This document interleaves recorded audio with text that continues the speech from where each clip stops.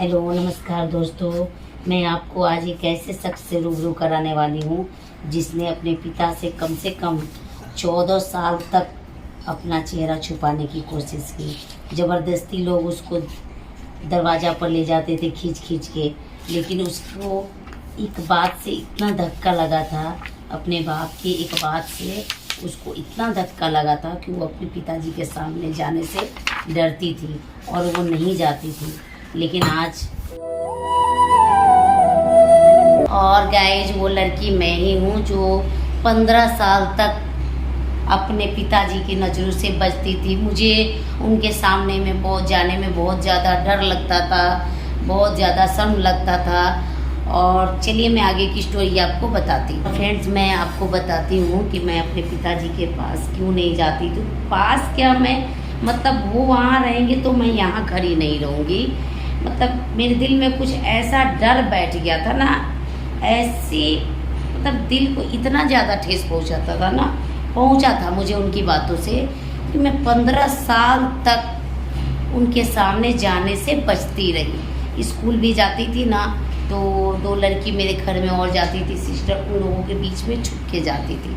तो आज मैं ये कहानी आपको बताने वाली हूँ कि मैं क्यों उनके सामने नहीं जाती थी और किस बात से उनके किस बात से मेरे दिल पे धक्का पहुंचा था। आज ये कहानी मैं आपको शेयर करती हूँ। पता है, समय के साथ मैं सब कुछ भूल गई थी, क्योंकि मेरा शादी हुए तो 20 साल हो गया, तो मैं सब कुछ भूल गई थी। लेकिन मैं मैके गई हूँ तब से लगता है कि वही कहानी मेरे ऊपर आ गया, क्योंकि एक बात ऐसा हुआ है ना कि वो कहानी मुझे याद आ रहा है और मैं बहुत ज़्यादा डिप्रेशन में हूँ, बहुत ज़्यादा। आपको पता है मैं यहाँ हूँ लेकिन आत्मा मेरा वहाँ घर पे है। मुझे एकदम कुछ करने का मन नहीं कर रहा है। फ्रेंड्स, आपने में तो मेरा मैके वाला ब्लॉग देखा ही होगा, लेकिन जब मैं आई थी उसका ब्लॉग मैं आपको नहीं दिखाई थी। क्यों नहीं दिखाई थी?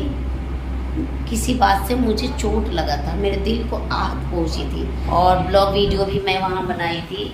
लेकिन आते वक्त मेरे साथ वहाँ क्या हुआ था ये मैंने आपको नहीं बताया था और शायद मैं बता भी नहीं सकती हूँ। बट एक घटना मैं आप लोगों के सामने बोलूँगी कि मैं अपने पिताजी के सामने क्यों नहीं जाती थी और कैसे मैंने 15 साल जीवन बिताया उस घर में, वो घटना मैं आपको बताती हूँ।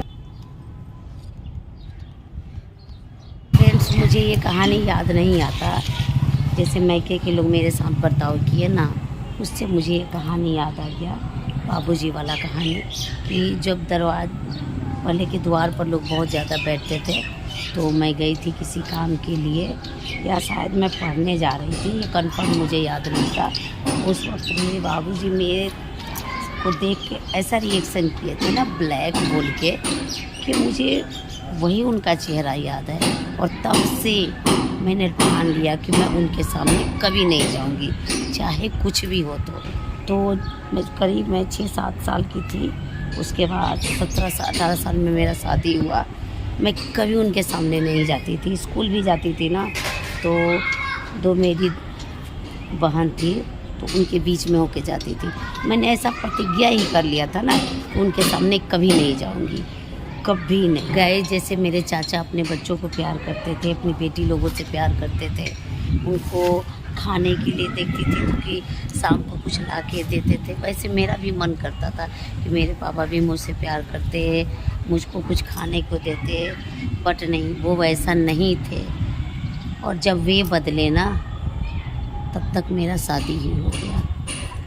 16-17 साल की उम्र में शादी हुआ मेरा, और वो तो अब बहुत बदल चुके हैं, बहुत ज़्यादा बदल चुके हैं। बट शायद मेरे लिए नहीं बदले हैं, मेरे लिए वैसे ही है। गाइस, एक बार मेरी माँ से वो बोल रहे थे कि मैंने अपनी बेटी को प्यार नहीं किया, तो मुझे बहुत ज़्यादा ये फील हुआ कि मेरा उम्र गुजर गया और ना कभी मैं बोली, ना कभी वो मुझसे प्यार किए। बहुत ज़्यादा मैं अपने आप में अंदर से रो रही थी, बहुत ज़्यादा। तो गाइस, मुझे लगता था ना कि मेरे प्रतिज्ञा के चलते या मेरे उस वक्त का ज़माना जो भी था उसके चलते, या दादी मेरी जैसी थी उसके चलते शायद वो प्यार नहीं कर पाए हों, लेकिन मेरे मन में तो वो बैठ गया था ना। वो जो बात बोले थे और अजीब नज़रों से एकदम मुझे देखे थे तो ना, वो मेरे दिमाग में बस गया था। इसलिए मैं उनके पास न कभी खड़ा हुई और न ही मैंने उनसे कभी बात किया। अब थोड़ा सा हिम्मत होता था, शादी के बाद जाती थी तो वो अपने परिवार में, अपने फैमिली लोगों में इतना व्यस्त हो चुके हैं, और वही पापा आज अपनी पोती से इतना प्यार करते हैं, लेकिन मुझसे ना किए और ना शायद कभी अब करेंगे, कभी नहीं करेंगे। अब मेरा मन करता था कि मैं सारा वो बात अपने बाबूजी से शेयर करूं, जो मैंने बचपन में मैंने जिस प्यार को नहीं पाया था उसको पाऊं। तो अब मेरे चरित्र पर ही उन लोगों ने इल्ज़ाम लगा दिया, इसलिए बहुत ज़्यादा दुख होता है, बहुत ज़्यादा। और कोई इल्ज़ाम लगाता तो बर्दाश्त नहीं होता, बट मेरे घर वाले मेरे नेचर के विरुद्ध, जब से मैं वीडियो बना रही हूँ ना, तब से उन लोगों को लग रहा है कि मैं गलत हूँ। बस यही सोच सोच के मुझको डिप्रेशन आता है और रोना आता है मुझको बहुत ज़्यादा।